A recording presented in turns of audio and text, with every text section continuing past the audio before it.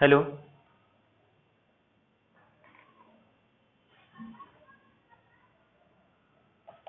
Hello, आवाज आ रही है? Hmm. Hello, am audible? Hmm.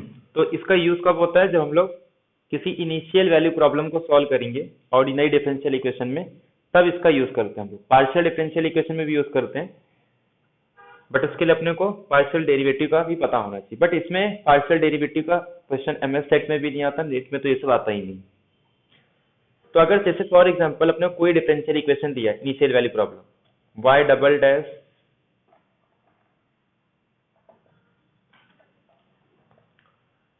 y double dash क्या है?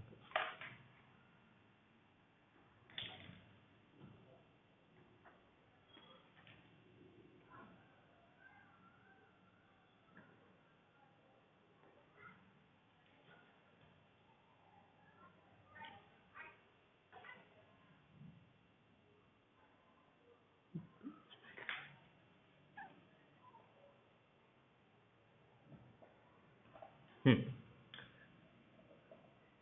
जैसे अगर कोई भी डिफरेंशियल इक्वेशन दिया y dash plus y is equal to 0, ठीक है? तो अब अपने को अगर मैं इस पर लैपलास ऑपरेट करूं, तो अगर लैपलास ऑपरेट करेंगे तो क्या हो जाएगा? ये L of Y double dash plus L of Y dash plus L of Y L of 0 is equal to 0। ऐसे लिख सकता हूं मैं इसको। क्यों? क्योंकि लैपलास में लीनियर प्रॉपर्टी होल्ड होती है।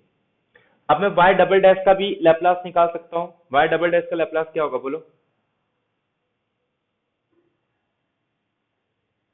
क्या होगा y डबल डैश का Laplace? S square Laplace of F of s. फिर उसके बाद माइनस, ये ऐसे याद रखना है, या फिर इसको ऐसे भी लिख सकते हो, s square f of s, फिर minus s f of zero, small f of zero, फिर उसके बाद माइनस एस नहीं रहेगा, यहाँ पे एफ डैश स्टार्ट होता है और लास्ट में एफ ऑफ जीरो। ऐसे ये एल ऑफ वाई डैश निकाल सकते हैं हम लोग। तो ये एस एफ ऑफ एस, फिर उसके बाद माइनस एस एफ ऑफ, सिर्फ एफ ऑफ जीरो। और ऐसे एल ऑफ फाई का क्या आएगा? ये सिर्फ एफ ऑफ एस आएगा और ये मेरा जीरो। ठीक है, ये ऐसे लिख सकते हैं। अब ये लिखने के बाद अपने को क्या निकालना है? एफ ऑफ एस निकाल सकते हैं हम लोग, क्योंकि ये ऑलरेडी गिवन होगा, ये भी अपने पास गिवन होगा, एफ डैश जीरो भी गिवन होगा। तो इसको हम लोग in terms of F of S निकाल सकते हैं कि नहीं? यहाँ पे कुछ तो आएगा, निकाल सकते हैं हम लोग। तो एक तो डायरेक्ट यही कभी कभी क्वेश्चन पूछ लेता है, और कभी कभी क्या पूछता है? इसका सॉल्यूशन पूछ रहा है। अगर सॉल्यूशन पूछ रहा है तो क्या करेंगे हम लोग? दोनों साइड क्या अप्लाई कर देंगे? लैपलास ट्रांसफॉर्म, अरे इनवर्स लैपलास। तो जब इनवर्स लैपलास करेंगे तो ये एफ ऑफ टी आ जाएगा या फिर वाई ऑफ टी, और यहाँ पे जो भी एस के टर्म्स में आ रहा है उसका इनवर्स लैपलास निकालो। बट अभी तक हम लोग इनवर्स लैपलास पढ़े नहीं है, तो इसके लिए हम लोग बस इतना ही अगर क्वेश्चन आ रहा है तो कर सकते हैं। आगे चल के इनवर्स लैपलास पढ़ेंगे तो फिर इसको सॉल्व कर सकते हैं हम लोग। यहाँ तक क्लियर है सबको? तो अगर इतना अपने को पता है, जितना हम लोग ने पढ़ा है, तो यहां तक हम लोग सिर्फ क्या कर सकते हैं? अगर इसी इनिशियल वैल्यू प्रॉब्लम का लैपलास निकालना है तो ऐसे निकाल सकते हैं हम लोग। क्लियर है सबको यहां तक? हम्म। तो अभी एक क्वेश्चन दे रहा हूं, उसका answer y double dash minus 4y dash plus 4y is equal to 0, y of 0 is equal to 0, y dash 0 is equal to 3 निकालो। देन इसका लैपलास निकालना।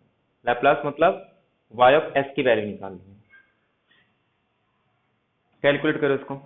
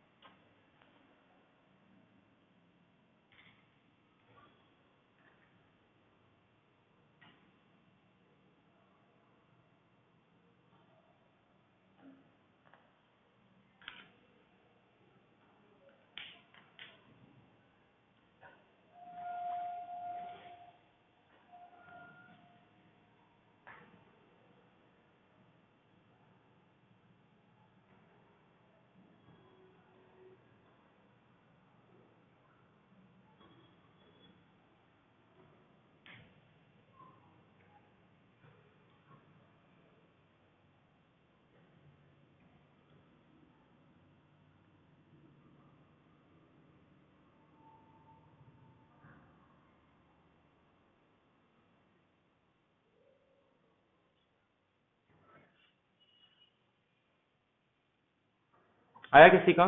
बोलो।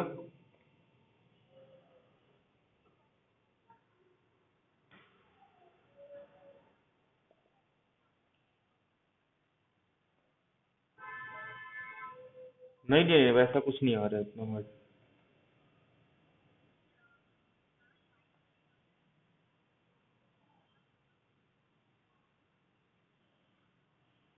-15 अपॉन,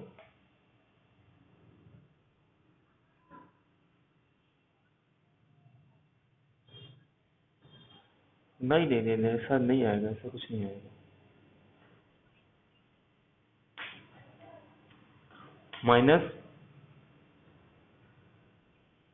-3s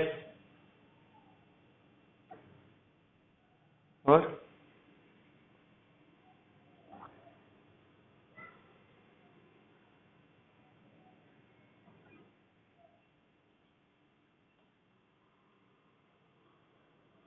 रुको निकालते हैं हम लोग, ठीक है। y डबल डैश का क्या आ जाएगा? s², ठीक है। ये पता है ना, पहले आप लोग पहले इसको एक एक काम करते हैं, अलग से निकाल देते हैं। y ऑफ t का जो लैप्लास आएगा, ये क्या आ जाएगा अपने पास? y ऑफ t का Laplace y of s। y dash t का लैप्लास क्या होगा? बोलो। s into y of s minus f of zero. f of zero क्या है अपने पास?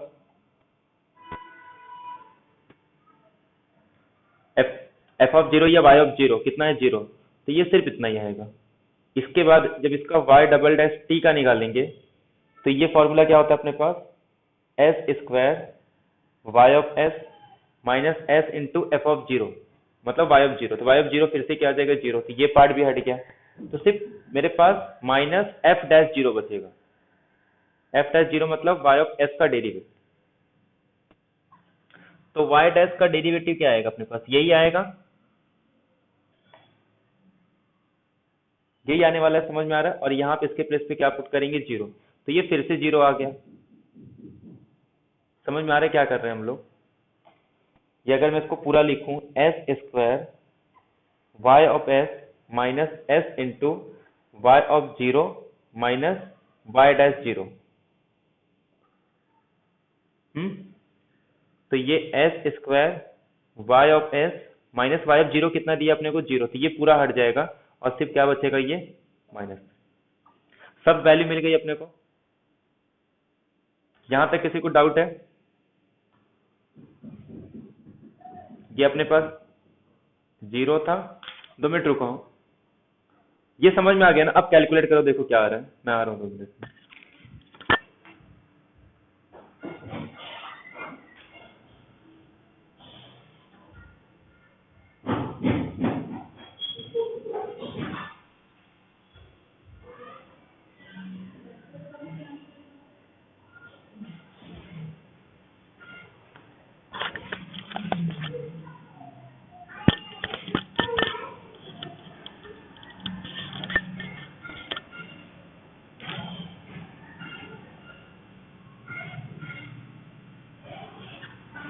यहाँ तक क्लियर है सबको? आगे कैलकुलेट करो अभी।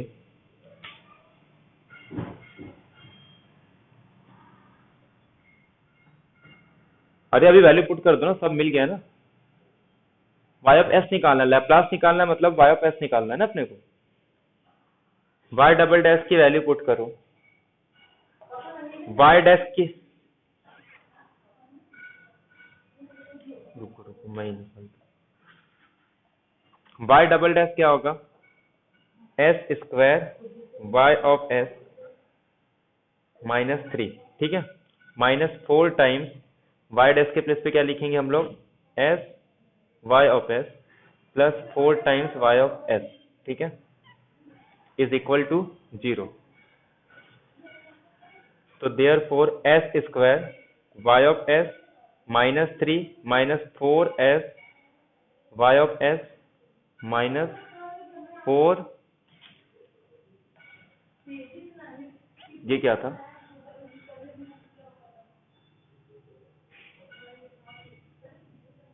ये क्या था अपने पास? -4 टाइम्स अच्छा ये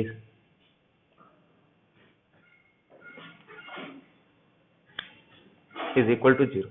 अब सबसे y ऑफ s कॉमन निकाल लो, तो y ऑफ s कॉमन निकालेंगे तो s square minus 4s minus 4 और ये अपने पास 3 आ रहा है, तो y of s is equal to 3 upon s minus 2 का होल स्क्वायर। किसी का आया था ये?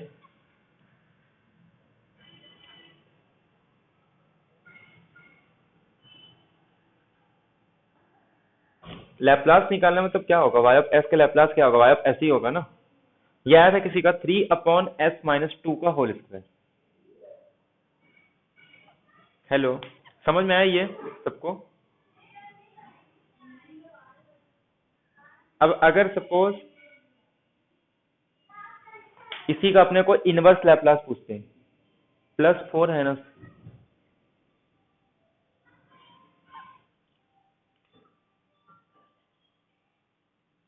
+4 रहेगा तभी होगा ही वो, माइनस रहेगा तो ऐसे भी बनेगा फिर, ठीक है।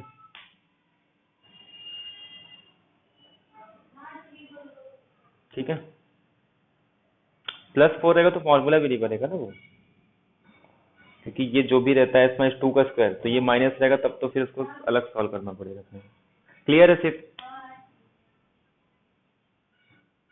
कहाँ पे? हम्म,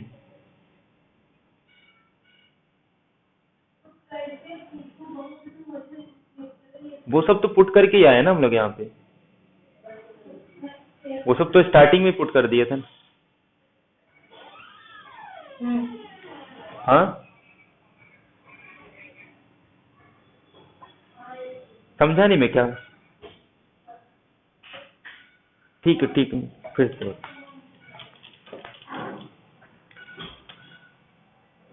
ये यहाँ पे सपोज मेरे पास एक y ऑफ t फंक्शन है, ठीक है। इसका मुझे एक डिफरेंशियल इक्वेशन दिया है, मतलब y एक t का फंक्शन जो कि कुछ इस तरीके से दिया है, y double dash t minus 4 times y dash t plus 4 y of t is equal to 0। तो इसी को शॉर्ट में हम लोग कैसे लिख सकते हैं?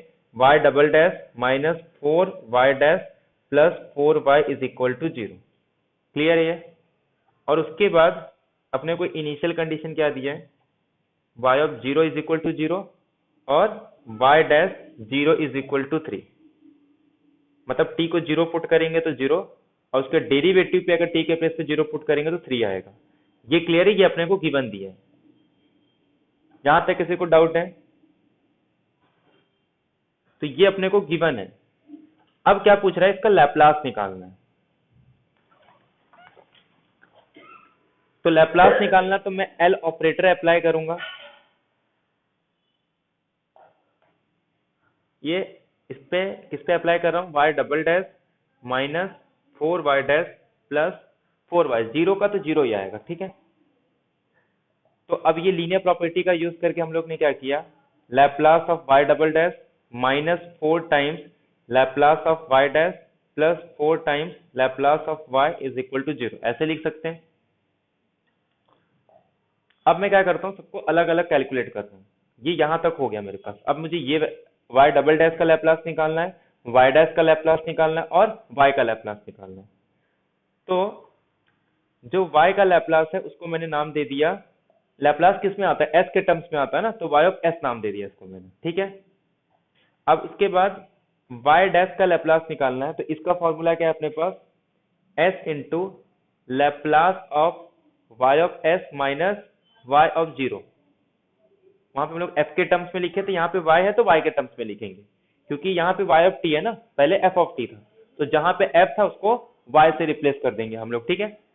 यहां तक किसी को डाउट है?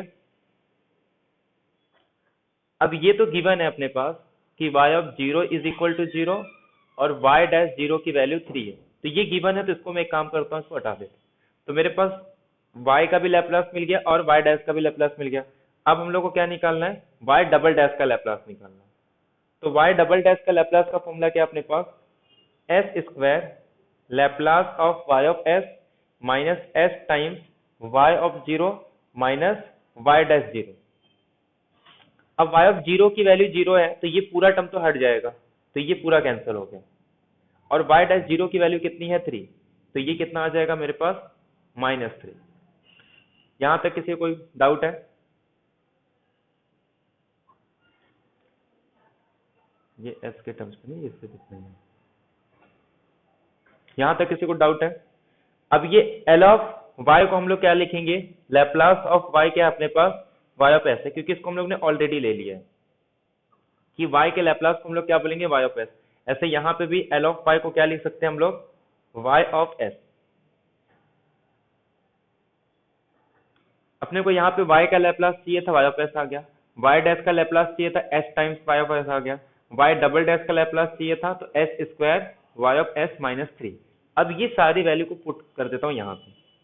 तो y डबल डैश का लैप्लास क्या आएगा अपने पास, s square y of s minus 3। y dash का लैप्लास क्या है अपने पास, s y ऑफ s, तो ये आ जाएगा -4s y ऑफ s। और उसके बाद L ऑफ y क्या है, y ऑफ s, तो ये आ जाएगा 4 times y of s is equal to 0। यहां तक किसी को कोई दिक्कत?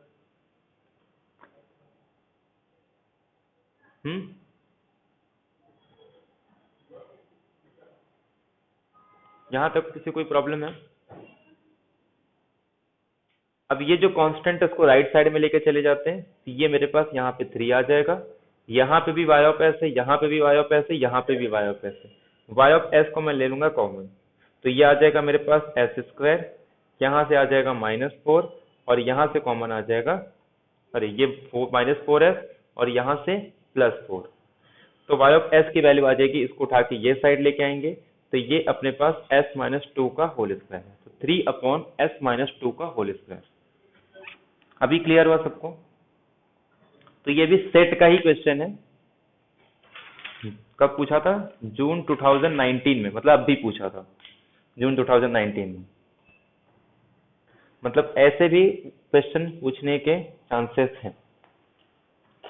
तो 2019 का क्वेश्चन है ये, जून 2019 का क्वेश्चन क्या था कि सपोज दैट किसी कोई फंक्शन सेटिस्फाई कर रहा है इस डिफरेंशियल इक्वेशन को, जिसका इनिशियल कंडीशन ये है, तो then the Laplace transform of y of t, y of t का लैप्लास ट्रांसफॉर्म क्या होगा, मतलब अपने से y ऑफ s पूछ रहा है, तो y ऑफ s की वैल्यू क्या आएगी, 3/s-2 का होल स्क्वायर। क्लियर है सबको ये? तो ये एप्लीकेशन हो गया अपने पास लैप्लास ट्रांसफॉर्म ऑफ डेरिवेटिव। अगर सॉल्यूशन पूछता तो अपने को फिर उसका इनवर्स ट्रांसफॉर्म निकाल के उसका सॉल्यूशन निकालना होता। अच्छा, सॉल्यूशन क्या आएगा इसका, कोई बताएगा? क्योंकि अपने को ऑलरेडी लैप्लास तो पता ही है ना, लैप्लास पता है तो इनवर्स लैप्लास अपने आप आ जाता है। y ऑफ s की वैल्यू अगर 3/s-2 स्क्वायर है, अगर मान लो क्वेश्चन में इसका y ऑफ t पूछता, सॉल्यूशन पूछता, तो मतलब हम लोग क्या लगा देते, इनवर्स, तो इसका इनवर्स y ऑफ t आ जाएगा। तो ये अपने पास क्या आ गया 3। कोई बताएगा इसका लैप्लास क्या होगा, और इसका y ऑफ t की वैल्यू क्या होगी?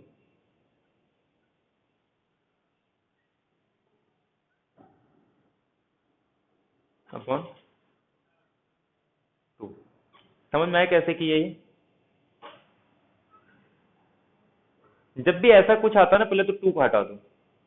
देखो अपने पास ये है ना 3/s-2 का स्क्वायर है, पहले तो ये 3 इसको हटा दो, यहां से 2 को हटा दो, बचा क्या 1/s स्क्वायर। तो जब s स्क्वायर आए इसका मतलब क्या है कि ये s स्क्वायर कब होता है, यहाँ पे क्या होना चाहिए, सिर्फ t होना चाहिए ना, तब जाके इससे एक पावर बढ़ता है। तो जब भी यहाँ पे t है तो 1 का फैक्टोरियल 1/s स्क्वायर। अब ये जो यहाँ पे 2 आया ना, ये इसका काम कौन करेगा, e⁻² करता है, तो ये मेरे पास आ जाएगा s-2 का स्क्वायर, 3 है तो यहाँ पे 3 आ जाएगा, तो 3t e⁻²t।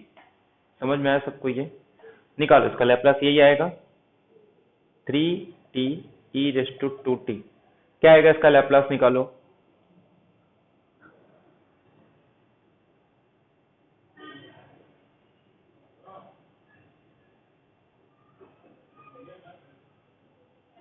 जो क्वेश्चन में दिया वही आएगा इसका लैप्लास।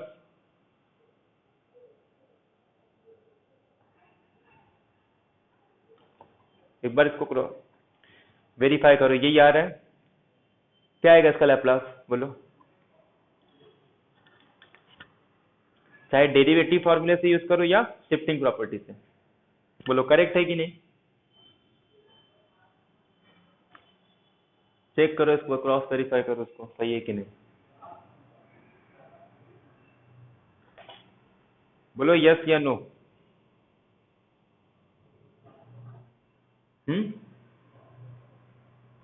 करेक्ट है ना? टी का क्या होता है, जितना पावर है उतना फैक्टोरियल ले लो अपॉन एस का स्क्वायर, और यहाँ पे ये e⁻80 से मल्टीप्लाई किया है तो 2 है, तो यहाँ पे 2 स्क्वायर, ठीक है, और ये 3 तो वैसे ही रहता है, तो यही आ रहा है ना, तो 3/s-2 का ये आता है। तो जब भी ऐसा कुछ करना होता है सबसे पहले तो इसको हटाओ, कांस्टेंट को हटाओ, 1/s², जितना भी n है ना उससे एक कम t के ऊपर पावर लगा दो, और बाद में कांस्टेंट तो अपने आप एडजस्ट हो जाता है। सबसे पहले ये अपने को पावर देखना रहता है इसमें।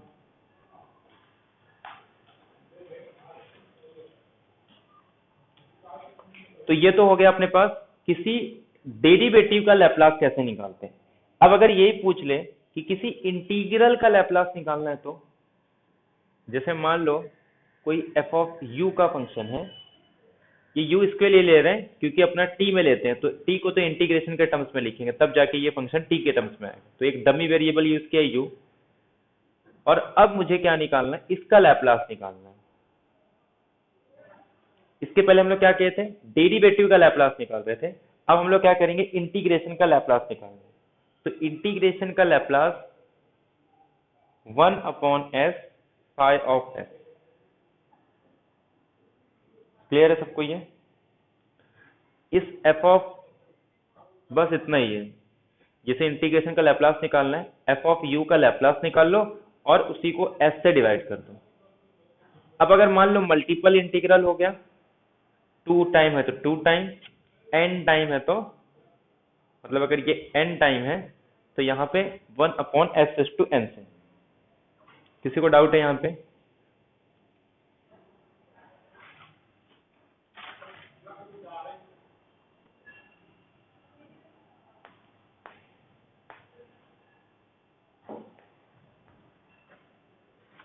तो ये सारे प्रॉपर्टी हो गए, मतलब अपना लैप्लास ट्रांसफॉर्म कंप्लीट हो गया। तो लैप्लास ट्रांसफॉर्म में किसी को डाउट है? बस इतना ही है, लैप्लास ट्रांसफॉर्म पूरा यही है, पूरी इंजीनियरिंग में सिर्फ इतना ही है, सिर्फ लैप्लास ट्रांसफॉर्म की बात कर रहा हूँ। इसके बाद इनवर्स लैप्लास ट्रांसफॉर्म होता है। एक बार लैप्लास ट्रांसफॉर्म समझ में आ गया ना, तो उसके आप मतलब उसके बाद अपने आप इनवर्स लैप्लास ट्रांसफॉर्म आ जाता है। बट उसके लिए एक इंपॉर्टेंट आना चाहिए, पार्शियल फ्रैक्शन आना चाहिए, ठीक है? यहां तक किसी को डाउट है बोलो। हम्म,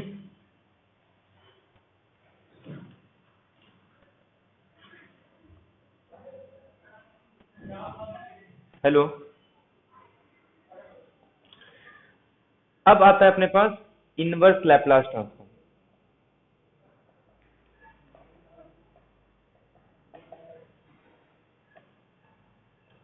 वैसे तो इनवर्स लैप्लास ट्रांसफॉर्म को अलग से पढ़ने की जरूरत नहीं पड़ती, मतलब जो प्रॉपर्टी हम लोग ने लैप्लास ट्रांसफॉर्म दिया था ना, वैसे जस्ट उसी का रिवर्स करते हैं। जैसे इंटीग्रेशन, डेरिवेटिव पढ़ लेते हैं तो इंटीग्रेशन अपने आप इजी लगता है, वैसे यहाँ पे भी है, जैसे लैप्लास था अब उसका इनवर्स करना है, तो जिस जिसका अपने को लैप्लास स्टैंडर्ड पता है वो तो डायरेक्ट आ जाते हैं।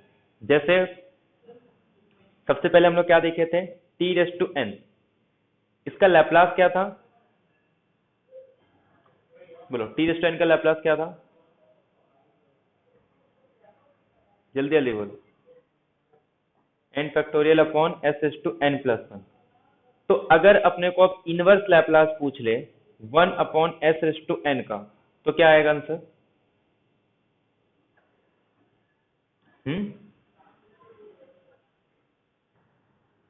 t⁻n−1/n⁻⁴।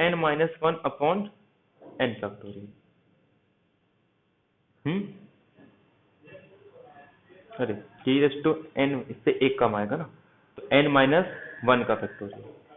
क्लियर है ये? समझ में आया सबको? जस्ट इसी को यहाँ पे t⁻n+1 है तो n फैक्टोरियल यहाँ पे आ जाएगा ना, तो t⁻n−1/n-1 फैक्टोरियल। ये क्लियर है सबको? जैसे अगर मेरे पास sin 80 का लैप्लास मुझे अगर पता है कि a/s² + a² होता है, तो अगर कहीं पे क्वेश्चन आ गया कि मुझे इनवर्स लैप्लास निकालना है एस स्क्वायर प्लस ए स्क्वायर, तो क्या आएगा इसका आंसर?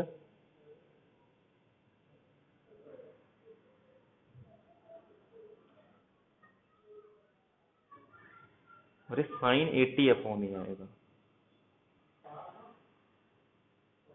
इनवर्स लैप्लास तो ए यहाँ आ जाएगा। ठीक है, तो ऐसे ही जितने भी स्टैंडर्ड लैप्लास पता है ना, तो फिर अपने को उसी का इनवर्स लैप्लास हम लोग निकाल सकते हैं। ठीक है, तो किसी को यहाँ तक कुछ प्रॉब्लम है इनवर्स लैप्लास में, तो स्टैंडर्ड फंक्शन का अगर इनवर्स लैप्लास पूछेंगे तब तो हम लोग डायरेक्ट निकाल सकते हैं ना।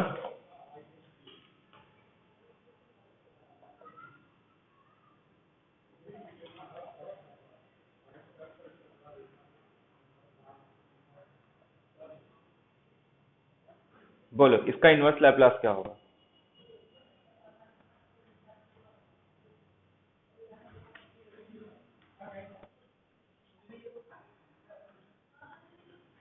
साइन 2t अपॉन 2, क्योंकि साइन 2t का आंसर क्या होता है? 2 अपॉन एस स्क्वायर प्लस 4, तो 2 वहां पे मल्टीप्लाई में था, यहाँ पे डिवाइड में आ जाएगा। ठीक है, तो ऐसे अगर कुछ और भी पूछना है, जैसे अपने को मान लो 6 अपॉन एस स्क्वायर माइनस 9 पूछ लिया, तो बताओ इसका आंसर क्या आएगा?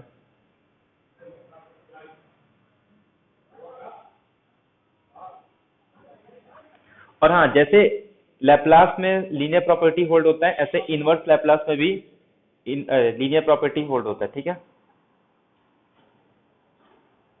बोलो क्या आएगा इसका आंसर?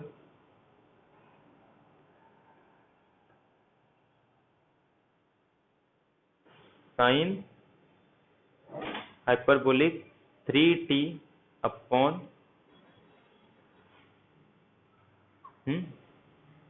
2 नहीं, यही आएगा ना, यही आएगा ना। 6 ऑलरेडी है और एक 3 डिवाइड में आएगा, तो ये आंसर 2 आएगा।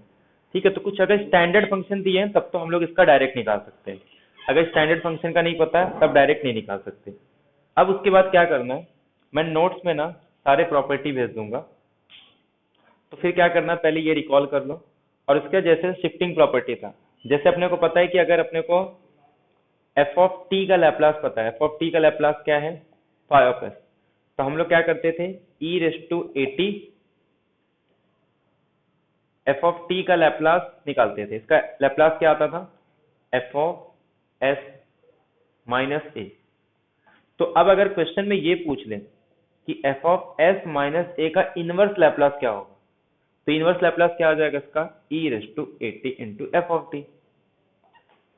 मतलब वही चीज है, बस अब इसको इनवर्स दोनों साइड क्या लगा देते हैं हम लोग? इनवर्स लग। तो इनवर्स लैप्लास अप्लाई करेंगे तो यहां से तो ये कैंसिल होकर सिर्फ ये आ जाएगा, और यहाँ पे क्या आ जाएगा उसका? Inverse Laplace. क्लियर है पॉइंट सबको? तो ऐसे ही अगर मुझे कोई पूछे कि 1 अपॉन एस प्लस 3 का इसका लैप्लास क्या होगा, अरे इनवर्स लैप्लास क्या होगा इसका?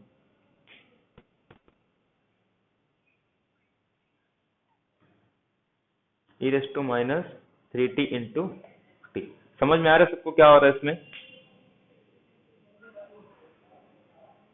सबको समझ में आ रहा है ना कैसे आया ये? जब भी ऐसा प्लस 3 आता है पहले तो ये 3 को हटा दो, एस स्क्वायर है मतलब इससे एक कम पावर, जो टी का आएगा ना, यहाँ पे 2 है तो टी का एक ही पावर रहेगा। अगर ये मान लो S3 होता तब क्या होता?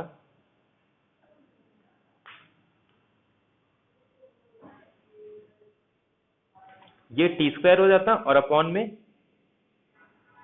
क्योंकि यहाँ पे 2 भी रहता है ना, तो यहाँ पे अपॉन में 2 आ जाता। ठीक है, तो ये भी ध्यान रखना, ये अपॉन में आएगा। यहाँ पे मल्टीप्लिकेशन इनवर्स में अपॉन में आता है, जैसे इंटीग्रेशन में जब एक्स स्टूडेंट का डेरिवेटिव निकालते हैं तो वो उसके मल्टीप्लिकेशन में आता है, लेकिन जब इंटीग्रेशन में करते हैं तो वो उसके डिवाइड में आता है। तो वही सेम चीज यहाँ पे है। तो पहला मेथड तो जितने भी स्टैंडर्ड रिजल्ट है उससे करो, एक दूसरा मेथड है कि पार्शियल फ्रैक्शन का यूज करके करना है अपने को। ठीक है, और एक तो शिफ्टिंग थ्योरम का यूज करके कर सकते हैं हम लोग, और एक सबसे इंपॉर्टेंट था मैंने बताया था कॉन्वोल्यूशन थ्योरम का। कॉन्वोल्यूशन थ्योरम याद है?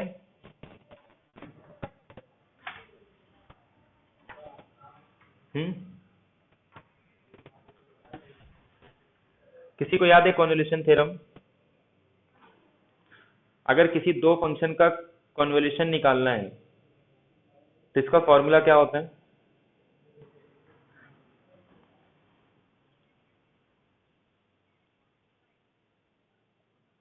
F of t minus u g of u d u, या फिर f of t g of t minus u d u. ये बोलते हैं, इसको बोलते हैं कॉन्वोल्यूशन। मतलब किसी दो फंक्शन का कॉन्वोल्यूशन ऐसे निकाला जाता है। अब इसकी प्रॉपर्टी क्या थी कि अगर अपने को इसका इनवर्स लैप्लास निकालना है, ठीक है, अगर अपने को इसका इनवर्स लैप्लास निकालना है तो ये किसके इक्वल आ जाता है?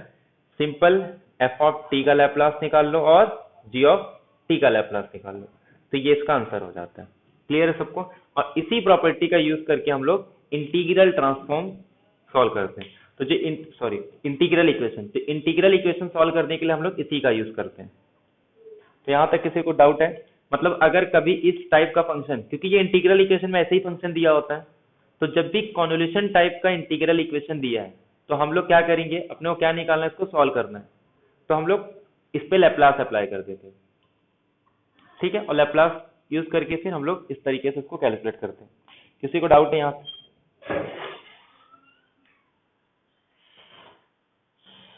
ये हो गया ना, जैसे ये इस सम में दिया है तो ये इसकी वैल्यू होती है।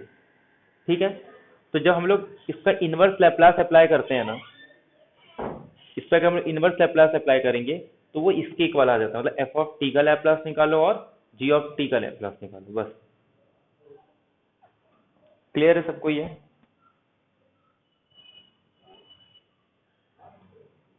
या फिर ऐसे भी बोल सकते हैं कि जो इसका लैप्लास होता है, इस इंटीग्रेशन का लैप्लास अगर पूछा है तो हम लोग क्या करेंगे, इस एफ ऑफ टी का लैप्लास निकालेंगे और जी ऑफ टी का,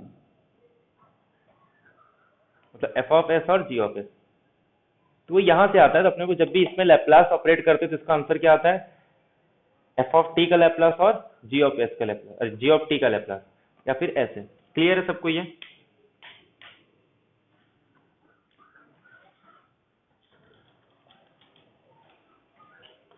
ठीक है, तो अपना लैप्लास ट्रांसफॉर्म भी यहाँ पे एंड हो गया, और क्या बोलते हैं इसको, इंटीग्रल इक्वेशन भी एंड हो गया। तो ये हो गया एक बार कन्वोल्यूशन टाइम। तो इसके बाद हम लोग इंटीग्रल इक्वेशन भी सॉल्व कर सकते हैं। किसी को डाउट है कुछ इंटीग्रल इक्वेशन में?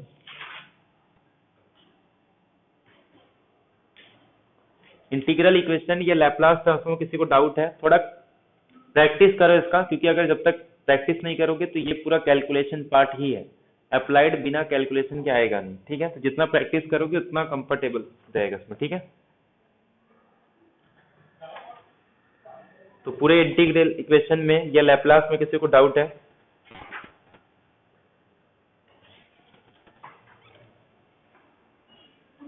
सिर्फ इसमें एक काम करना, ये पार्शियल फ्रैक्शन थोड़ा पढ़ लेना। ठीक है,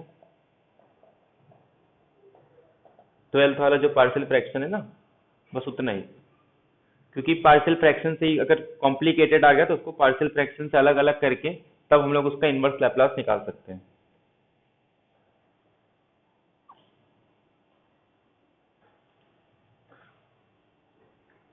बाकी आज नोट सेंड कर दूंगा, कल टेस्ट रहेगा। टोटल उसमें 15 क्वेश्चन रहेंगे। ठीक है, जिसमें से 8 क्वेश्चन रियल एनालिसिस का रहेगा, 5 क्वेश्चन इंटीग्रल इक्वेशन के रहेंगे, और 2 क्वेश्चन लैप्लास ट्रांसफॉर्म के। ठीक है, या फिर 4-3 कर देता हूँ, 4 इंटीग्रल इक्वेशन के और 3 लैप्लास ट्रांसफॉर्म के। हाँ, सुनो, टेस्ट का टाइमिंग कैसा रहेगा, टेस्ट का कभी भी अटेम्प्ट करो, बट अटेम्प्ट करो। नहीं तो क्या होता है कि एक टाइम फिक्स कर दूंगा ना, तो वो टाइम पे अगर कोई अवेलेबल नहीं है तो बाद में कोई टेस्ट देता नहीं है। ठीक है, तो गूगल में नोट पीडीएफ पीडीएफ सेंड कर दूंगा। बाकी टेस्ट का टाइम जब भी मिलेगा अटेम्प्ट करना, लेकिन टेस्ट सबको देना है। नहीं तो पहले कोई टेस्ट देता ही नहीं, उस टाइम फिक्स कर देंगे ना, कोई टेस्ट नहीं देता, उस टाइम पे अवेलेबल नहीं है तो बाद में कोई देता नहीं है। ठीक है। हम्म,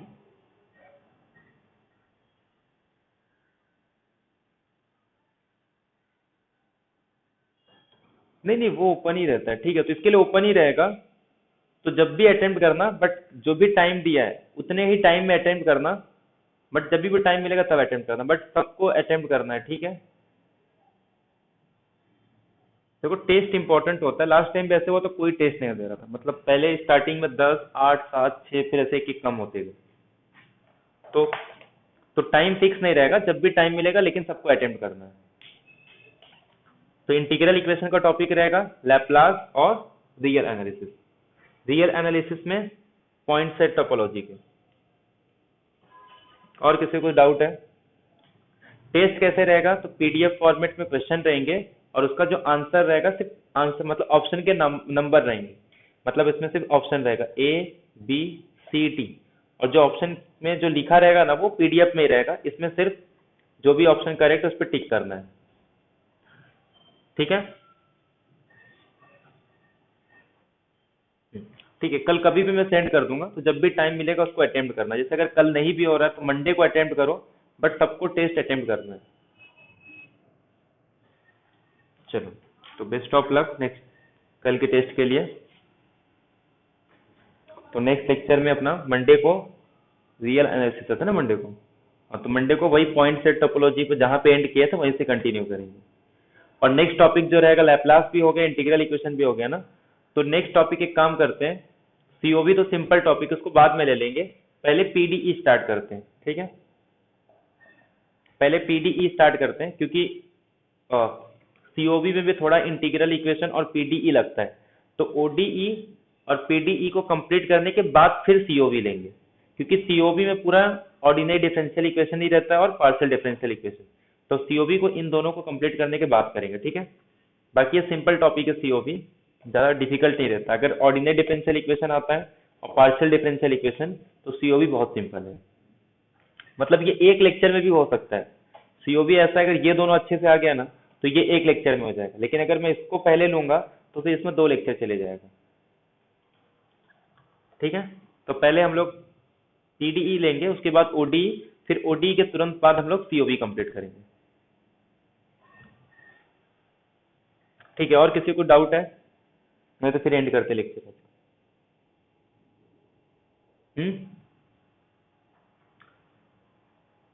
नोट्स में थोड़ा कुछ बाकी है तो मैं उसको कंप्लीट करके कल मॉर्निंग तक सेंड कर दूँ, क्वेश्चन सेंड कर देता हूँ अभी, बाकी जो सॉल्यूशन का नोट्स है वो कल सेंड करूँगा। चलो फिर बाय।